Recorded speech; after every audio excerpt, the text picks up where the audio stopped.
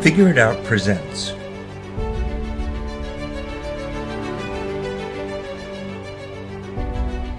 Geogebra. Creating surfaces with Geogebra that you can do at home. Alright, pop open Google and search out Geogebra.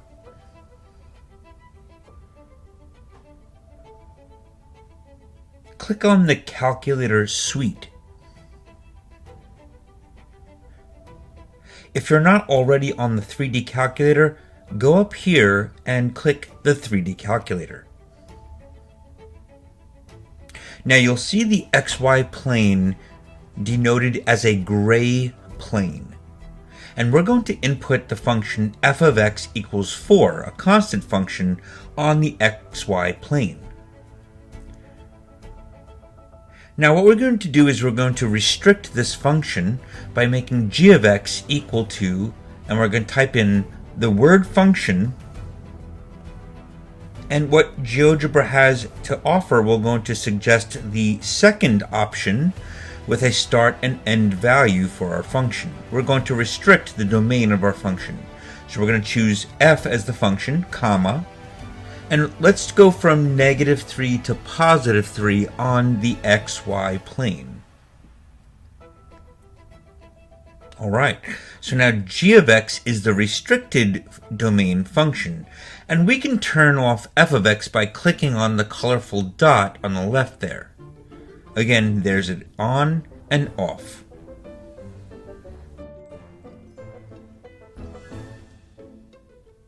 Alright, next let's create a slider.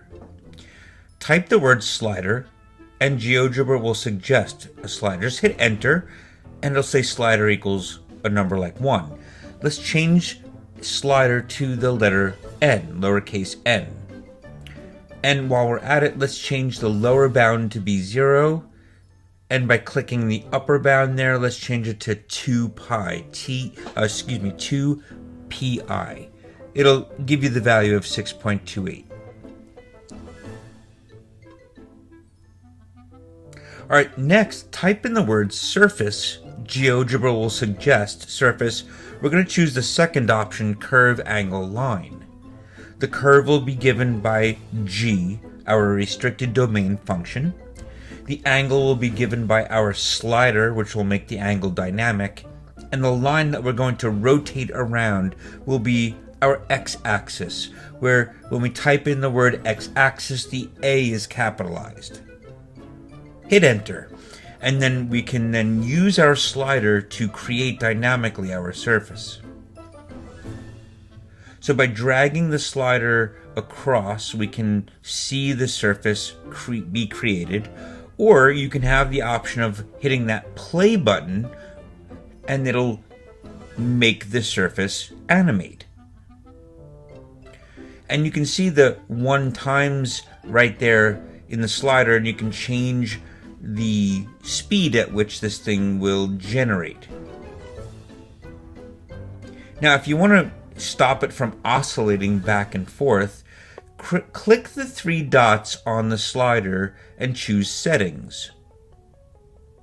Then go to Slider and go down to where it says Repeat and change it from oscillating to increase once. Then click the X to close out that menu. Now when you animate this, it will only rotate once and then stop to show you the completed surface. Now you can use your mouse or the finger on your touchscreen to rotate the surface around as you please. Here we've generated a cylinder, and if you hit the little wheel cog on the top right, you can change the settings to get rid of that XY plane in gray. If you like, you could also remove the axes. This allows students to generate surfaces of rotation, and playing around with the function, let's do a little change here and let f of x equal sine of x plus 3. So on the xy plane we see a sine curve. Now if we generate the surface, we get something that looks like a vase.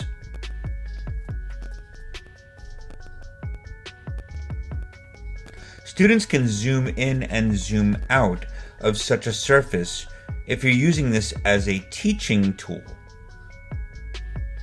But you at home can generate any kind of surface by just imagining a different function and seeing what kind of surface is generated by rotating it around the x-axis or perhaps the y-axis.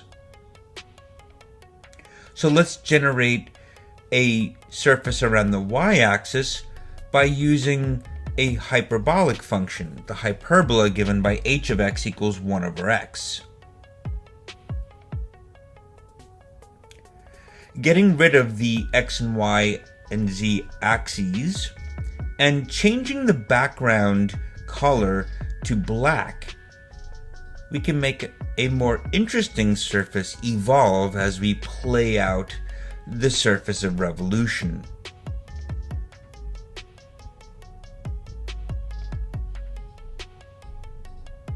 Here we've generated a hyperbolic surface.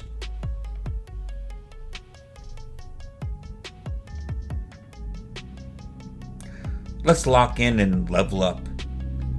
Consider the function now given by 2x plus 5, and we'll restrict the domain from -2 to to 0 on the xy plane, and we'll generate the surface by rotating this curve around the y-axis. This generates a cone, and by moving around in 3 dimensions we can actually view this cone.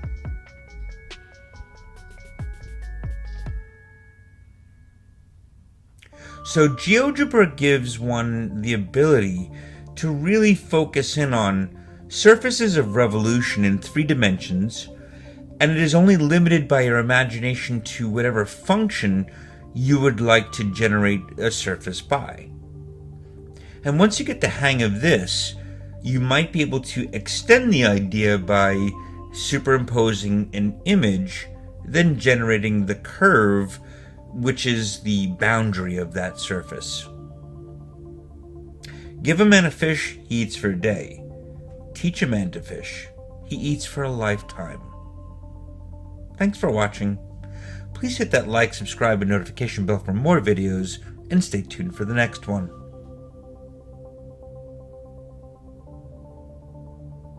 And as always, remember, create something with beauty and structure. And you're only limited by your imagination.